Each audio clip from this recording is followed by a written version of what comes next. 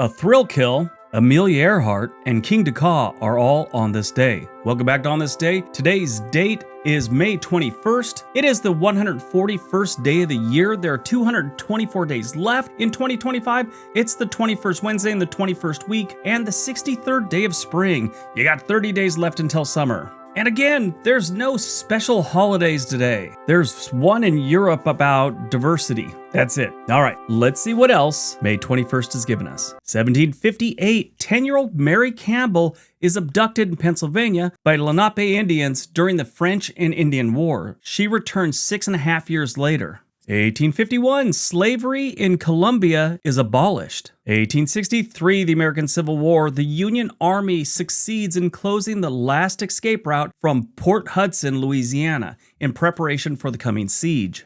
1881, the Red Cross is established by Clara Barton in Dansville, New York. Did you know it's called the Red Cross in most of Europe and the United States, Canada, but if you go to the Middle East, it's called the Red Crescent.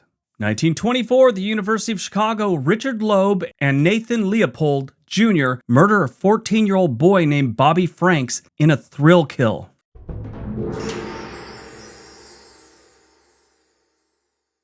So on May 21st, 1924, two wealthy and highly intelligent University of Chicago students, Nathan Leopold Jr. and Richard Loeb, carry out one of the most infamous murders in American history, a crime that shocked the nation not for its brutality, but for its bizarre and unsettling motive behind it. These two idiots, both from prominent Chicago families, were fascinated by the philosophy of German philosopher Friedrich Nietzsche, particularly with the idea of Übermensch, or Superman, a supposedly superior individual who is not bound by conventional mortality. Believing themselves to be intellectual and morally above the rest of society, they decided to commit the perfect crime, simply for the thrill of it. They wanted to demonstrate their superiority by pulling off a murder with no rational motive and getting away with it. Their victim was a 14-year-old boy named Bobby Franks, a distant cousin of Loeb's. On the day of the murder, they lured Bobby into a rented car under the pretense of giving him a ride. Once inside, they bludgeoned him with a chisel and suffocated him. Then they disposed of the body in a culvert near Wolf Lake in Indiana. They poured acid on him to make sure there was no evidence and all this other stupid stuff. Despite their efforts, the body was discovered quickly.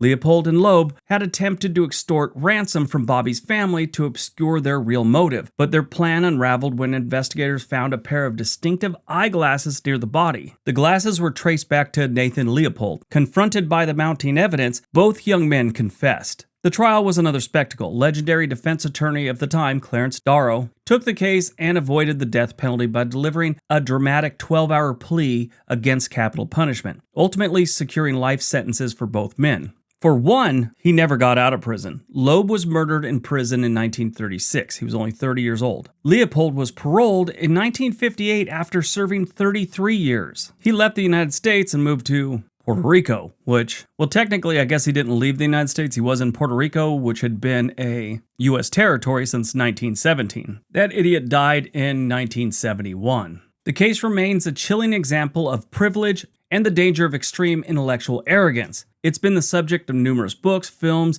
and psychology studies ever since. A real-life reminder that intelligence doesn't equal morality. 1932, bad weather forces Amelia Earhart to land in a pasture in Derry, North Ireland, thereby becoming the first woman to fly solo across the Atlantic Ocean. Now, she'd flown this before, but she had a navigator with her, and she was on her way to Paris, but she didn't make it all the way. But that still made her the first woman to make a solo flight across the Atlantic Ocean. She left from Newfoundland. 1979, the White Night riots in San Francisco, following the manslaughter conviction of Dan White for the assassination of Mayor George Moscone and Supervisor Harvey Milk. Dan White and Harvey Milk had clashed several times. It got to the point where Dan White actually resigned on November 10th, 1978. Well, 4 days later, on the 14th, after supporters lobbied him to seek a reappointment, Moscone initially agreed to White's request, but later refused the appointment at the urging of Milk and others. Well, he returned on November 27th, killed the mayor, and killed Harvey Milk. He only served 7 years and 8 months, and this is where the famous Twinkie defense came from. The Twinkie defense is basically he claimed he was in serious depression, and it drove him to start drinking sugary drinks and eating a lot of Twinkies and sugary food. He wasn't used to this. Apparently, he was the all-American boy and ate properly and all that other good stuff. The jury bought it. So instead of giving him 2 murder charges, he got manslaughter. His life never worked out after that, and eventually, a few years later in 1985, he took his own life. 1992, after 30 seasons, Johnny Carson hosted his final episode. The last featuring guests were Robin Williams and Bette Midler. She sang him a song and ran off stage crying. It was really an emotional night. I mean, we all grew up on Johnny Carson. That's how most of America went to bed for decades. 2005, the tallest roller coaster in the world, King Ka, opens at Six Flags Great Adventure in Jackson Township, New Jersey. I've not ridden on this one. It's on my bucket list.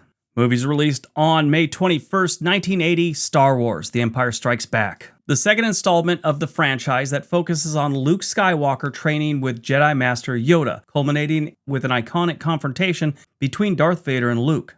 This by far was my favorite Star Wars movie, even to date.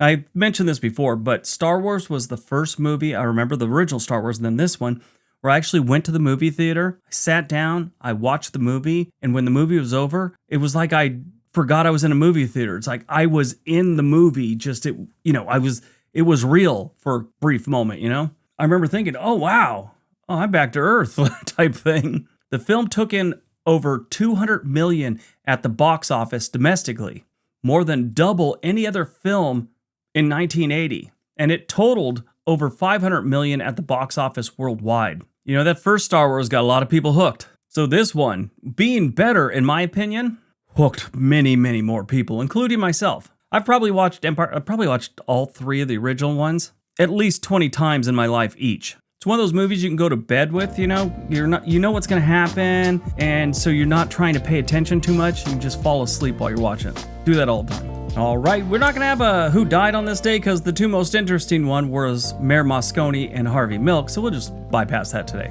Everybody have a great day. Be nice to each other.